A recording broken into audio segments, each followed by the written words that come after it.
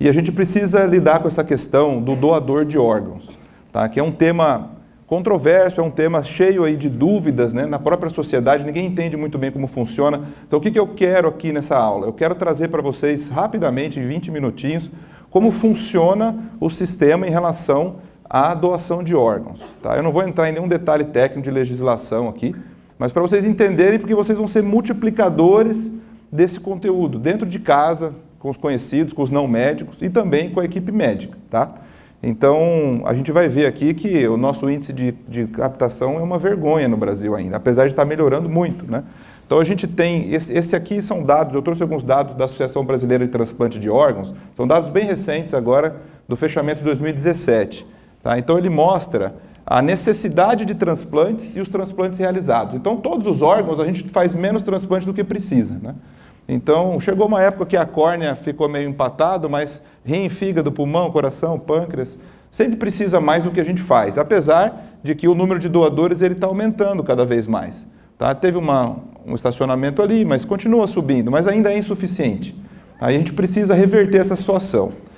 Só para vocês terem uma ideia, o Brasil fez, o ano passado, quase 6 mil transplantes renais, tá? O Brasil é um dos países que mais transplanta rim e fígado. 2.100 transplantes de fígado, coração, pulmão e pâncreas são menos. Mas o número absoluto, quando a gente compara com países, ele até é razoável. Mas o número por milhão de habitantes, não. A gente fica muito atrás, tá? Olha a necessidade aqui de fígado, por exemplo. Precisariam 5.100 transplantes, foram feitos 2.100. Então, a gente tem um déficit muito grande ainda. Então, para vocês terem uma ideia, por milhão de habitantes, o Brasil é o 28º em relação à quantidade de doadores por milhões de habitantes, tá? Então, o país que funciona melhor o transplante é na Espanha. Agora, por que isso acontece, né? Então, o transplante ele é uma modalidade cirúrgica que o nosso país ele é bem desenvolvido, tecnicamente, né? Por que a gente não tem tanta doação como deveria ter? Por um problema de educação mesmo em relação a como funciona a doação, em relação ao sistema. A gente precisa que os pacientes sejam bem tratados. Vocês vão entender isso aqui. O paciente chega no pronto-socorro nosso, do sistema público, na maioria das vezes, ele é bem tratado? Tem vaga? Né? Então, às vezes o paciente fica num respirador, na unidade, na área vermelha, no posto de saúde, e aí quando o paciente já não tem mais vida, ele começa a vir uma equipe de captação, que costuma ser uma ótima equipe, com psicólogo e tal, e vem abordar a família para doar o órgão. No momento de maior fragilidade, então ele já foi maltratado em todo o sistema. Chega no final, a família está feliz com aquilo, a família já está penalizada pela perda. Então você ainda vai abordar para que ela autorize uma doação, então a gente tem um grande número de negativas por conta disso. Além do mais, nós temos também perdas dos doadores. Porque os doadores eles têm que permanecer estáveis durante o processo, senão você vai perder os órgãos. Então vamos entender como que isso funciona aqui. Como é que funciona a doação? No Brasil, a doação é consentida. O que quer dizer isso? Não adianta, se você quer... Alguém aqui quer ser doador de órgão? É politicamente correto, né? Tá, eu também quero. O que eu tenho que fazer para ser doador de órgão? Eu vou deixar por escrito, vou lá e vou registrar no cartório. Adianta isso? Não adianta. Não adianta. Quem manda no seu órgão é a sua família, não é você. Não é você. Então, o consentimento é do parente de primeiro e segundo grau ou do cônjuge. Então, se você quiser ser doador de órgão, avise a sua família. É só isso que você pode fazer. Se a sua família, no final das contas, não quiser, não vai doar. Tá? Então, no passado, num bom intuito, houve uma tentativa de tornar todo mundo, ao contrário, de inverter a mão, né? No final dos anos 90. Os mais velhos podem lembrar disso aqui. Falaram, não, todo mundo é doador de órgão, quem não quiser que coloque lá na identidade. Vocês já ouviram falar disso? O que aconteceu com isso? Aconteceu um medo generalizado, vão roubar meus órgãos quando chegar no pronto-socorro. Né? Então ninguém confia no sistema de nada no Brasil, né? E tem seus motivos para isso. Então o que aconteceu, o efeito foi inverso. Então você acabou diminuindo a quantidade, e essa política foi abandonada, tá? Isso não existe mais. Então, a princípio, mesmo que você queira doar órgãos, o que você tem que fazer? Avisar a sua família. E essa é a campanha que tem que ser feita. Tá? A campanha é para as pessoas se conscientizarem e conversarem com as suas famílias. Mas o latino, o brasileiro, ele não fala muito sobre a morte, né? Então é um certo tabu. Mas é importante que isso seja muito bem conversado. Então, a primeira coisa, entendam isso, quem manda que vai doar ou não é o parente. não é a pessoa. Tá? Então ela vai ser abordado na hora da morte encefálica. Então existem algumas organizações, isso aqui às vezes até cai em prova, né? Existe uma coordenação nacional de transplantes, que é dividido por algumas regionais, estaduais. Dentro dos hospitais nós temos as comissões intra-hospitalares, as CIDOTs, e nós temos as OPOS, que são organizações de procura de órgãos. Então o que acontece? São entidades dentro de hospitais ou cobrindo vários hospitais que têm por objetivo ficar passando visita em todo lugar onde tem um potencial doador. Tá? Porque eu preciso identificar esse potencial doador enquanto ele ainda está estável. Porque se ele estiver já instável, com droga vasoativa, com infecção, com sepse, não dá para usar os órgãos. Então eu preciso que esse doente ainda esteja estável, identificar e dar o start nesse processo. Então é o que essa equipe aqui faz. Normalmente tem médicos, enfermeiros, várias especialidades envolvidas e funciona bem em alguns lugares. Tá? Mas lembrar que a gente tem o doador vivo, para isso você não precisa entrar em nenhuma lista, né? Então normalmente um transplante renal, isso é comum, como você tem 2 rins, você pode doar um rim, né, para um parente ou não, mas tem que ter uma certa compatibilidade. No fígado é possível também, um pouco mais difícil, que tem que fazer uma hepatectomia, mas o mais usado é o transplante de doador cadáver, tá? Que é aqui que a gente tem que crescer mais, até porque você não vai expor ninguém a uma doação, né? Então, um transplante hepático, por exemplo, é melhor para a pessoa que recebe o órgão receber de um cadáver do que de um vivo, porque vai receber um fígado inteiro, não vai receber um pedaço. E nesse pedaço vai ter que fazer anastomose vascular e biliar no pedacinho que vai, então tem mais chance de complicação.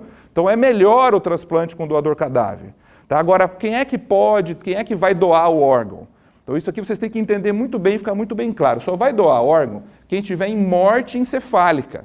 Então o paciente que vai doar órgão está morto, sem dúvida nenhuma morto. Ele não está em Glasgow 3, ele não está em coma. Não é um doente que pode acordar daqui 20 anos, não. A gente tem conceito de morte. Tá? Então, definir a morte nesses pacientes às vezes não é tão fácil assim, né? Porque ele está entubado e o coração está batendo. Mas ele tecnicamente está morto. Então nós temos que entender a primeira coisa aqui, o que é morte encefálica. Quando você estiver lá no pronto-socorro, na área vermelha, você tem que identificar, esse paciente aqui está caminhando para a morte encefálica. Então eu já tenho que abrir um protocolo de doação de órgãos se a família aceitar. Tá? Eu estou lá na UTI, a mesma coisa. Então são os lugares onde estão esses potenciais doadores, né? Então, quem que é esse potencial doador? Ele precisa ser transformado num doador efetivo. Normalmente, é alguém que tem algum evento neurológico, um trauma ou um acidente vascular encefálico. Por quê? Porque ele só atingiu o sistema nervoso central e o resto está intacto. Então, normalmente são pacientes jovens, acidente de moto, são traumas cranianos exclusivos. Tá? Então, você tem que identificar AVE, TCE, encefalopatia anóxica. Então, esses são os bons doadores, porque normalmente são pacientes do trauma, principalmente, são pacientes mais jovens, que têm TCE exclusivo, os outros órgãos estão viáveis. Tá? E aí a gente vai iniciar um protocolo de morte encefálica, a gente tem que saber dar o diagnóstico da morte, não é tão fácil assim, né? Porque, lembrando, esse paciente vai estar no ventilador, ele vai estar com o coração batendo. Então você tem que identificar que ele está em óbito mesmo assim. Existe um protocolo para isso, vocês precisam conhecer quem está lá nessas áreas. E lembrar o que é mais difícil, esse paciente tem que ser mantido estável. É muito difícil para nós isso aqui. Tá? Você está lá na área vermelha, você está na UTI. Você está segurando um leito de UTI para um paciente morto e tem um vivo lá no pronto-socorro querendo a vaga? Já pararam para pensar nisso? Tá? Você entra num certo dilema, mas se você não segurar esse paciente aqui, não vai ter como doar o órgão. Então, existe um certo conflito, mas a gente tem que saber gerenciar isso. Esse paciente aqui tem que continuar sendo hidratado, ele tem que continuar, se ele estiver tratando alguma infecção, vai ter que continuar dando um antibiótico, até que a captação se defina ou não. Tá? Então, lembrando, se esse paciente aqui está em óbito, eu vou chegar para a família e vou dizer, a OPO vai conversar com a família, o psicólogo da equipe vai conversar com a família, o seu familiar está em óbito, em morte encefálica. Você aceita doar os órgãos ou não? A família vai responder. Se a família disser que sim, esse paciente vai ser mantido e vai ser, os doadores, os receptores vão ser buscados. De cada órgão, cada um tem a sua política. Eu não vou entrar em detalhes aqui. Até o momento da captação. Às vezes demora um dia, demora algumas horas ou até mais. Agora, se a família disser não, nós não queremos doar os órgãos, o que você vai fazer com esse paciente? Você vai desligar os aparelhos e entregar para a família e enterrar. É isso que você vai fazer. Isso não é eutanásia, esse paciente já está em óbito, vocês entendem isso? Tem que deixar muito claro isso aqui para não ficar com fantasias, né? E o sistema de transplante ele tem que funcionar perfeitamente. Os sistemas, as listas de transplantes, elas não podem ter nenhum tipo de fraude. Por quê? Porque tudo isso aqui é baseado em confiança. Você vai deixar doar um órgão de algum familiar seu se você acha que tem fraude? Não vai. Então o sistema de transplante no Brasil ele é confiável. Então a gente tem, dificilmente você ouve alguma coisa em alguma área de algum órgão específico, mas é muito difícil. Por quê? Porque se acontecer algum tipo de dúvida, acabou o sistema.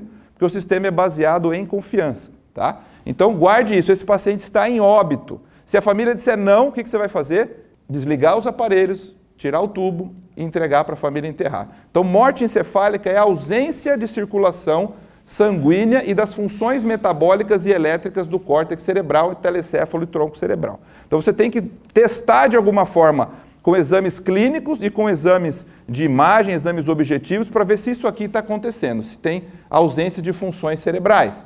E para isso existe uma resolução, tá? Parâmetros clínicos para o início do diagnóstico. Então primeiro, isso aqui houve uma mudança até no ano passado para cá. Algumas coisinhas mudaram nessa legislação. Primeiro, o indivíduo tem que apresentar uma lesão encefálica com uma causa conhecida, né? Então você tem que dar um diagnóstico. Foi um trauma, foi um AVE, foi algum grau de hipóxia grave. Então ele tem aí um motivo para isso. O paciente continua sempre em coma não perceptivo. Ausência de reatividade supraespinhal e apneia persistente. Quer dizer, se você estubar esse doente, ele vai ter uma parada respiratória. Tá? Então, ele não responde a esse teste. Tá? A ausência de fatores tratáveis que possam confundir o diagnóstico. Por exemplo, não pode ter hipotermia. Tá? Então, o paciente que tem hipotermia, ele pode confundir, ele pode diminuir o metabolismo. Então, os pacientes têm que ter uma temperatura maior que 35 graus, uma saturação de oxigênio maior que 94 e uma pressão sistólica maior que 100 em adultos. Então, para você começar o protocolo da morte cefálica, chega lá um paciente que sofreu uma hipotermia, chegou lá com 33 graus, você não pode considerar entrar no protocolo de morte cefálica até ele ser reaquecido. Tá? Então, existe um tempo mínimo de 6 horas, até que esse paciente chegue na emergência ou na UTI, para que você comece a dar o start desse protocolo. Se for uma encefalopatia hipóxica, isquêmica, pelo menos 24 horas. Você tem que dar de intervalo para poder começar o protocolo. E como é que é o protocolo? O protocolo é assim, você vai ter 2 exames clínicos de 2 médicos diferentes, com intervalos de algumas horas de diferença. Então eu vou lá, examino, faço uns testes e, bom, o meu diagnóstico é morte cefálica. Aí outro médico vai lá, um tempo depois, faz a mesma coisa e dá o diagnóstico. Então você tem 2 médicos diferentes. E além disso, a gente vai ter um exame objetivo, que vai olhar lá para o cérebro e vai falar: aqui não tem vascularização, aqui não tem, não está acontecendo nada da parte metabólica. Então, 2 médicos diferentes, previamente capacitados, que vão confirmar esse coma não perceptivo e a ausência de função do tronco e um teste de apneia. Então, você vai fazer os testes reflexos de tronco desse paciente. Tá? Então, na formação desses médicos examinadores, pelo menos um deles tem que ser algum especialista. Isso que mudou na última resolução. Porque antigamente, desses 2 médicos, um podia ser qualquer recém-formado, qualquer clínico geral, com residência ou sem residência. O outro teria que ser um neuro, sendo neurologista, neurocirurgião ou neuropediatra. O que mudou agora? O que mudou agora é que esse outro, ele pode ser um médico intensivista, um médico especialista lá na UTI, de adulto ou pediátrica, um neuro, clínico pediátrico, neurocirurgião e um médico especialista de medicina de emergência. Ele também entrou nesse critério aqui. Então, hoje em dia, você tem especialidades, residência médica de emergência. Então, esse médico é considerado um desses especialistas também, tá? Que é mais ou menos o curso que vocês estão frequentando aqui hoje. Tá? Existe um intervalo mínimo de tempo entre as avaliações, depende da idade. Se for uma criança muito pequena, menor de 2 meses, de 7 dias a 2 meses, tem que ter 24 horas de diferença entre um exame clínico e o outro. Se for uma criança de 2 meses a 2 anos, tem que ter 12 horas de distância entre um exame e outro. E acima de 2 anos, agora, basta 1 hora de diferença. Tá? Então isso aqui é importante a gente conhecer, porque tem que seguir o protocolo para você realmente afirmar que está em morte cefálica. Tá? E importante, lógico que nenhum dos médicos que vão dar o diagnóstico de morte, eles não podem pertencer a nenhuma equipe de transplante, senão tem um conflito de interesse aí, né? Eu estou captando um paciente para a minha equipe.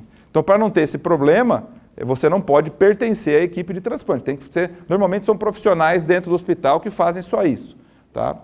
Como não participo de nenhuma equipe. E um exame objetivo. O que é um exame objetivo? Um eletroencefalograma, um Doppler transcraniano, que vai ver o fluxo vascular nas artérias cerebrais, tá? E a angiografia cerebral, que vai mostrar que não tem fluxo.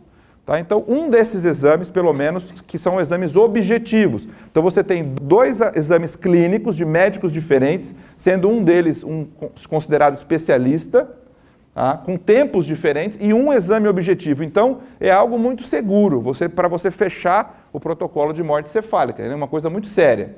A partir daí, eu vou ter o consentimento da família, ou não. Se a família consentir, a gente vai para a captação. Se ela não consentir, a gente vai desligar os aparelhos. Tá? E, é claro, tem que afastar as contraindicações. Então, isso aqui vocês precisam saber. Se o paciente tiver alguma contraindicação para doar órgão, ele não pode, nem começa o protocolo. Então, quais seriam as contraindicações?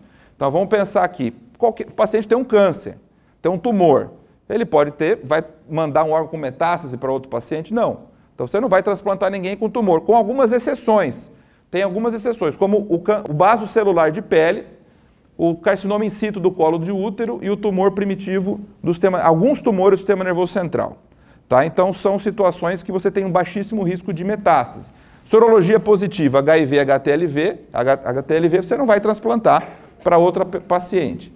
Tá? Sepse, então assim, um paciente está em sepse, você vai simplesmente dar o órgão dele com infecção. O que o paciente que vai receber o órgão vai receber? Um imunossupressor, né, para não ter rejeição. Então você não pode dar infecção para quem está tomando imunossupressor, assim como a tuberculose em atividade, o mesmo problema. O paciente vai estar imunossuprimido. Então é só pensar, quem é que não pode transplantar? Quem vai dar alguma doença para o receptor, ou um tumor, ou uma infecção, entre elas o HIV, a tuberculose e a infecção bacteriana. Na captação de órgãos, existe uma sistematização dessa captação. Eu vou falar rapidamente para vocês. Os primeiros órgãos que a gente tira são os órgãos do tórax, é o coração e o pulmão. Por quê? Porque são órgãos que aguentam muito pouco tempo de isquemia fora do paciente. Então, enquanto o paciente está lá, mesmo em óbito, o coração está batendo, ele está sendo perfundido. Quando você tira o órgão, a gente tem que colocar uma solução de preservação e gelo. E o coração e o pulmão são os que aguentam menos, então tem que tirar primeiro. Depois vem o fígado e o pâncreas, depois o intestino, os rins, vasos, córnea, pele e outros tecidos como os ossos. Tá? Então, a captação é de múltiplos órgãos. Você vai fazer isso aqui, ó, uma incisão chifopúbica mais uma esternotomia mediana. Tá? Então, para o acadêmico, para o residente, não tem coisa melhor para você ver a anatomia do que uma captação de órgãos. Você vai ver todos os órgãos ao vivo ali. Tá? Isso aqui é um paciente aberto aqui, né, ao vivo, e você vai colocar cânulas na aorta e no sistema porta para jogar essa solução de preservação e lavar os órgãos, vai tirar o sangue do paciente. Há uma solução com várias substâncias antirradicais livres. A gente costuma usar a mesentérica inferior para chegar na veia porta, então a gente vai canular aqui a mesentérica inferior, colocar uma cânula. Depois aqui a aorta está isolada, aqui a aorta abdominal, as ilíacas, tá? Então a gente está passado aqui uma fita cardíaca, a gente vai colocar uma cânula na aorta, a solução de preservação. Então aqui eu tenho um fígado, tá? Antes da preservação e aqui durante a solução. O paciente, você abre o átrio direito ou a cava superior, aspira todo o sangue do doador e ele vai ser lavado com essa solução. E aqui o fígado, um exemplo, eu tenho um pouco de apreço pelo fígado, por isso que eu pus ele aqui. Ele está já no saco plástico estéreo, com gelo, para a gente levar esse fígado para o receptor, assim como todos os órgãos. As equipes entram juntas, tá? Então você tem a equipe do coração, do pulmão, do fígado, do rim, do pâncreas, todo mundo ao mesmo tempo na captação. Então, para a gente finalizar aqui, que mensagens que eu quero deixar para vocês? A doação é consentida, então quem precisa saber é a família. Primeira coisa. Segunda coisa, os critérios de morte encefálica. Você precisa saber quem é o potencial doador, que é um bom doador, e como dar o diagnóstico. 2 exames clínicos de médicos diferentes, sendo um especialista associado a um exame objetivo. As contraindicações para a doação, que a gente já falou, algum grau de infecção e os tumores. e precisa manter esse paciente lá, onde ele estiver. Então é um doente que você precisa manter a parte de eletrólitos, a parte de volume, a parte de alterações gasométricas, infecções, drogas vasoativas, senão ele vai deixar de ser um doador e você não vai poder usar os órgãos mais. Como eu disse para vocês, aqui a nossa página. Isso foi um pedido dos alunos, eu estou fazendo um teste, vamos ver se vai dar certo. É isso, pessoal. Muito obrigado por tudo.